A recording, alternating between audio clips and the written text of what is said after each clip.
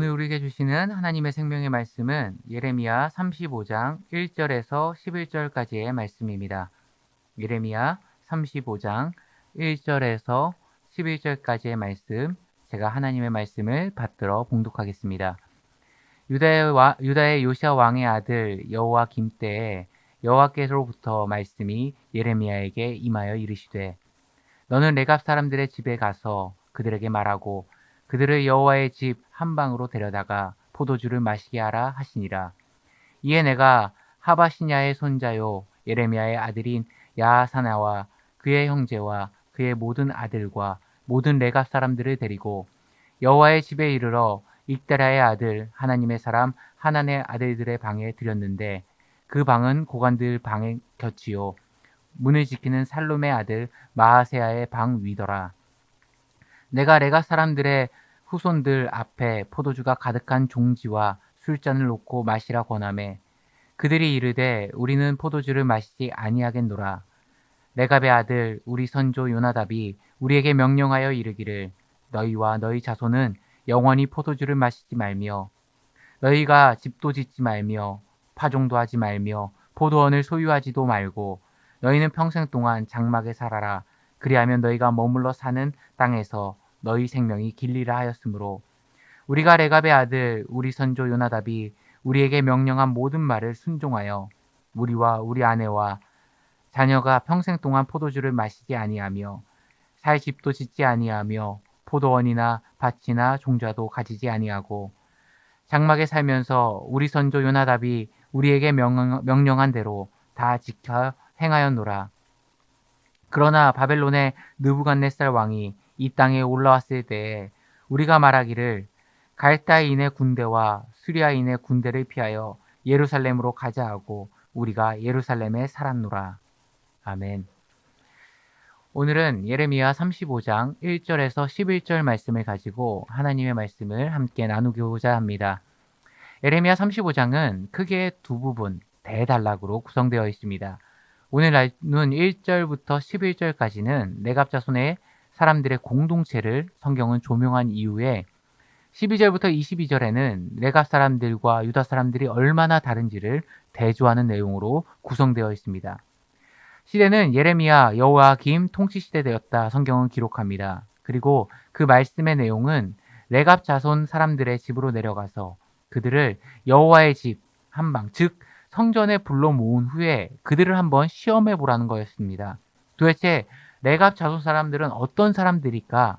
우리는 그들의 출처를 8절을 통해서 알 수 있는데, 8절을 보시면 우리가 레갑의 아들 우리 선조 요나답이 우리에게 명령한 모든 말을 순종하여 우리와 우리 아내와 자녀가 평생 동안 포도주를 마시지 아니하며, 레갑의 아들 우리 선조 요나답을 언급하고 있죠. 이게 결정적인 힌트입니다. 열왕기하 10장 15절에 보게 되면 북이스라엘의 가장 악한 왕이었던 이 아합의 가문을 무너뜨리고 정권을 전복시킨 이후에 이 예후가 혁명을 일으키게 됩니다. 그때 가담했던 핵심 인물이었던 요호나답의 후예들이었던 것입니다.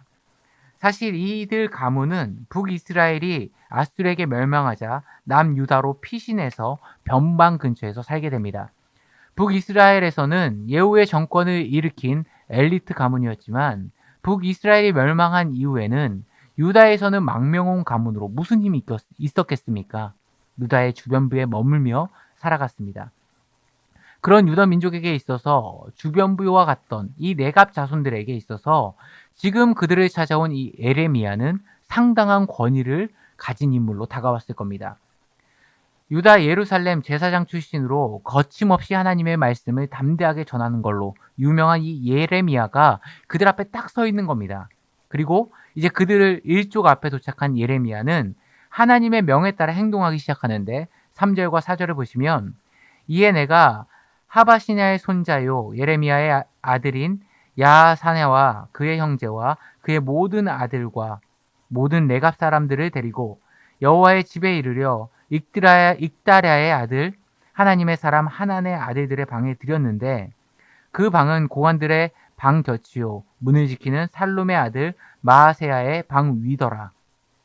이제 그들을 찾아온 이 예레미야가 그 일족 야사냐를 비롯한 모든 가문의 사람을 데리고 하나님의 사람 하난의 아들들의 방으로 데리고 들어가는데, 이 하난의 아들들의 방은 어디냐? 성전에 있는 골방 가운데 하나입니다. 쉽게 말씀드리면 아주 작은 밀실로 모두를 데리고 들어간 겁니다.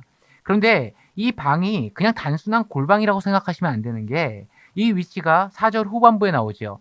고관들의 방 곁에 있었고 성전 문을 지키는 마세야 방 위에 있었다. 즉 고관들의 방 곁에 있는 방이 그냥 결코 막 쓰는 공간이었겠습니까? 나름대로 중요하고 권위를 가진 방이었다는 겁니다. 여러분들 한번 보십시오. 지금 그들 앞에는 유다의 제사장이라는 큰 권위를 가진 사람이 다가왔고, 그들을 어디로 이끌어갔냐? 제사장의 홈그라운드인 성전으로 이끌어갔습니다. 그리고 그 중에서도요, 권위가 있는 공간인 이 밀실로 데리고 들어갔다는 겁니다. 그리고 이제는 그 권위의 대상이 권위 있는 명령을 내리게 됩니다. 그 명령이 무엇이었냐? 오늘 5절에 나오는데, 내가 레갑 사람들의 후손들 앞에 포도주가 가득한 종지와 술잔을 놓고 마시라 권하매, 포도주를 마시라 명령했습니다. 우리나라 개역개정에는요, 마시로 권했다 이렇게 번역이 되어 있지만, 헬라어 원어의 히브리어 원어의 뉘앙스 그 자체가 자체로 보게 되면요, 단호하게 명령했다로 해석하는 것이 맞습니다. 그러니까 여기 너희 포도주 너희들이 다 먹어보면 어떻겠니? 이렇게 권한 게 아니라 실질적이고 단호하고 거절할 수 없는 명령을 그들에게 내린 겁니다. 니들 이거 마셔. 2번 말하네. 지금 이 자리에 있는 거 이거 마셔. 엄밀히 말하면 하나님의 거룩한 공간에서 하나님의 권위를 가진 사람이 포도주를 권하는 겁니다. 그렇게 그들은 포도주를 마신다 하더라도 그들에겐 어떠한 책임의 소지도 물을 수 없는 상황이죠. 또 북이스라엘이라는 팽마망 국가에서 망명 온 사람들, 어찌 보면 유다의 입장에서는 몰락한 가문의 사람들입니다. 자칫 잘못하면 유다의 종교 지도자이자 영향력 있는 이 예레미야의 의사를 무시하거나 반대하는 것처럼 비춰질 수도 있는 상황입니다. 하지만 오늘 레갑 자손들의 반응은 어떻습니까? 우리가 예상하는 것과 전혀 달랐습니다. 그리고 이렇게 대답합니다. 그들이 이르되 우리는 포도주를 마시지 아니하겠노라.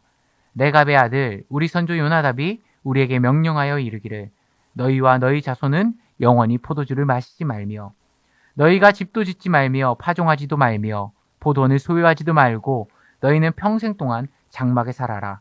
그리하면 너희가 머물러 사는 땅에서 너희 생명이 길리라 하였으므로, 총 3가지 항목을 명령받았습니다. 첫 번째는 포도주를 마시지 말라는 것. 2번째는 집도 짓지 말며 파종도 하지 말며 포도원도 소유하지 말라는 것. 3번째는 평생 동안 장막 안에 살라는 것이었습니다. 이것들은 무엇을 의미한 걸까요? 간단하게 살펴보면, 첫 번째 포도주를 마시지 말라는 것은 그 안에는 구별됨을 의미함이 있습니다. 사실 율법이 정하고 있는 이 포도주를 금해야 될 대상은 자신의 몸을 거룩하게 구별하여 드리기로 결단한 나실인에게만 적용되는 조항이었습니다. 그렇게 요나답이 그들의 자손에게 이것을 명령한 것은 엄밀히 말하면 하나님 앞에서 거룩하게 구별된 이 나실인과 같은 삶을 살아가라, 그 의미가 담겨져 있는 겁니다. 그러니까 구별됨이죠. 2번째는 집도 짓지 말며 파종도 하지 말고 포도원도 소유하지 말라는 것은 무슨 의미겠습니까? 소유예요. 소유권입니다. 집을 짓는 것도 내 거주할 곳을 소유하는 거죠. 파종한다는 건 뭡니까? 내가 추수할 땅을 소유하고 있다는 것을 말합니다. 포도원을 소유하지 말며 내 부유함과 내 편리함과 더 많은 소유를 위해, 더 많은 축적을 위해 발버둥치며 살아가는 것이 아니라, 조금은 부족해도, 조금은 가진 것이 없어도, 내 것이 없어도 하나님이 나의 기업이시며 나의 가장 큰 자산으로 삼으며 살아가라. 이걸 말하고 있는 겁니다. 나의 영원하신 기업, 생명보다 귀하다. 물질을 추구하는 인생이 아니라 하나님을 추구하는 인생이 되라는 겁니다. 3번째로 평생 동안 장막에서 살라는 건 뭐죠? 인생을 살아갈 때 나그네 정신을 가지고 살아가는 겁니다. 유목민의 삶의 특징이 뭐죠? 언제든지 떠남을 준비된 삶을 살아갑니다. 언제든지 미련 없이 새로운 삶의 터전으로 전환할 수 있는 사람들입니다. 이런 우리들의 신앙의 기본 정신 역시 이런 나그네 정신에 근거하죠. 이곳에 미련을 두고 이곳이 좋사오니가 아닌 나의 본향은 저 천국에 있습니다. 이곳은 잠시 머물렀다가 가는 곳입니다. 저 높은 곳을 향하여 라는 분명한 목적지를 품고 날마다 나아가는 그 사람들이 바로 성도입니다.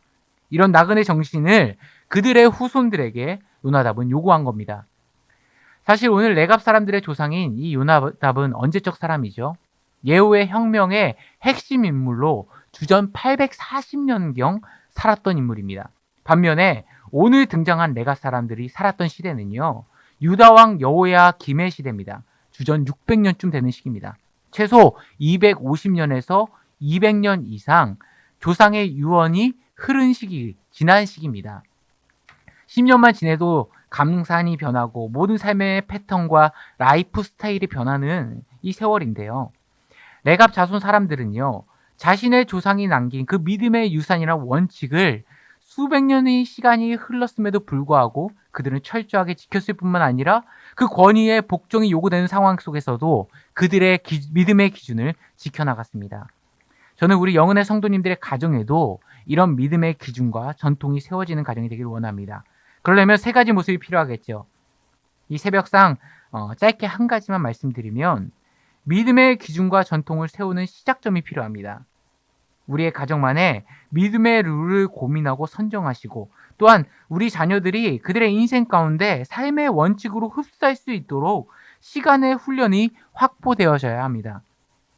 오늘부터 하자 말한다고 해서 우리 모든 가족 구성원들이 하루아침에 그 신앙의 원칙들이 삶의 기준이 되고 우리의 전통이 되는 게 아니죠. 여러분 한번 생각해 보십시오. 하다못해 국밥집도요. 30년, 40년은 해야 30년 전통, 40년 전통이라는 타이틀을 걸 수 있지 않습니까?